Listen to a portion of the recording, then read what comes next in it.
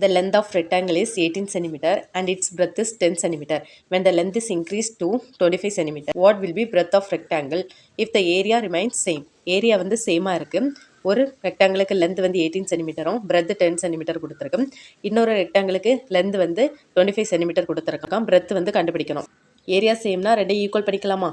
First வந்து ரெக்டாங்கிளுக்கு area என்னது? Rectangle area வந்து L இன்ட்டு பி. அப்போ ஃபஸ்ட்டு ரெக்டாங்கிளுக்கு L என்ன கொடுத்துருக்கான்? 18 சென்டிமீட்டர், பி வந்து 10 சென்டிமீட்டர் ஈக்குவல் டு நெக்ஸ்ட் ட்ரையாங்கிளுக்கு வந்து என்ன கொடுத்துருக்கான்? லென்த் வந்து 25 சென்டிமீட்டர் கொடுத்துருக்கான், பிரெத் வந்து கொடுக்கல.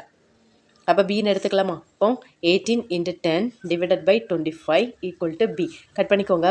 1 இன்ட்டு 2 இன்ட்டு 5 வந்து 10, 5 இன்ட்டு 5 வந்து 25, 18 இன்ட்டு 2 வந்து 36, 36 டிவைடட் பை 5.